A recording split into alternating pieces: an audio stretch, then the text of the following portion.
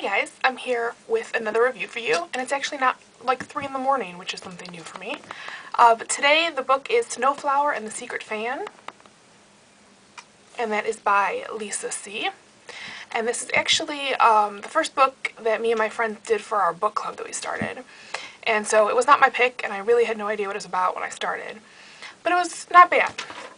Okay, to let you know the main story, it is about Snowflower, who, no, just kidding. It's about Lily, who's our main character, and the story is written like her autobiography, even though it's a work of fiction. And it revolves around her relationship with Snowflower. And the kind of main theme of the book is about Nushu, I'm assuming that's how you say it, which is a form of secret women's writing from like this takes place in the 1800s in China. And so it's all about this form of writing that was just for the women, and the men didn't know it, supposedly. And it was a way for them to communicate with each other and, you know, keep alive stories and songs and poetry and that kind of thing, because they didn't have much freedom. And so this was kind of their, you know, way to kind of have something for themselves. And so, okay, it's about the writing, and it's about Lily. And Lily, growing up in China as a daughter, was not a valuable member of her family. Chinese families then really, and even now I think, you know, did not want girls. Girls would not take care of the families. They grew older. They were only used, the only benefit of them was to marry them off to other families. And so really her mother didn't neglect her. I mean, she was fed and taken care of, but, you know, she wasn't really loved by her family. Maybe when she grew older she would be, if she brought, you know, success to the family or money or esteem or whatever. But growing up she didn't really have any of that and wasn't appreciated. But when it was time for her to begin her foot binding, which if you don't know what foot binding is, it's really kind of horrific but very interesting and fascinating.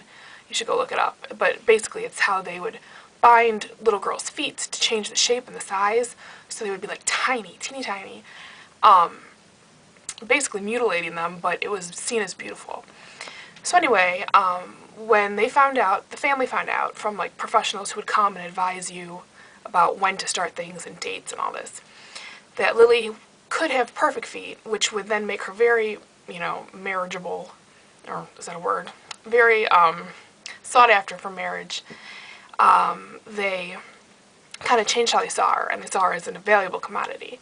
And through a matchmaker, they kind of, apparently there was this thing where they would kind of match you up with another girl and kind of make you like lifelong friends. You didn't really have a say in it, but so through the matchmaker she met Snowflower, who was from a wealthier family, but all their like birth dates and ages and, you know, personalities kind of matched up somehow.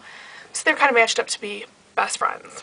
And so they met and signed like a contract about how they were going to be friends, and old sames is what they were called, or called each other. And so then the rest of the story just kind of follows them through their life, all the way to old age and death. And it starts off with Lily being the poor one, who wasn't really worthy of being Snowflower's friend, because Snowflower came from such an esteemed family, and from money and all this. But how things kind of changed. They grew, even though they didn't know each other, they did grow to be best friends, and they loved each other. But how things didn't really go the way they thought. Like, Snowflower didn't really, kind of ended up marrying someone that, you know, he didn't really see how that was going to happen. So her marriage kind of changes the way Lily sees her, and Lily changes through her marriage, and then there's the whole having kids, and some tragedies happen.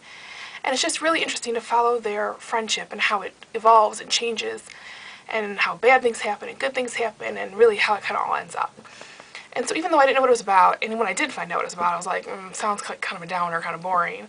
But it was actually really good, and by the end it was really hard to put down. And so I definitely recommend this. I mean, it reads like nonfiction almost, because it's about their life, but it is fictional. I think you'd really get into the story of these two girls. And it's just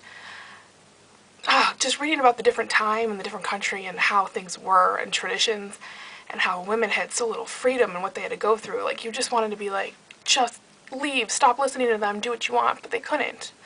They had to follow tradition and listen to their husbands and their mother-in-laws, and it's definitely a different perspective of culture and very, very interesting, and it's hard to kind of imagine yourself in that time and place, but definitely worthwhile. So I recommend it highly. I think reading about their lives would be really interesting. I think you would like it. And, oh, I'm shaking my camera, sorry. And if you do read it or have read it, let me know what you think, as usual. I love to see comments. I don't get many. And I guess that's all. Talk to you guys later.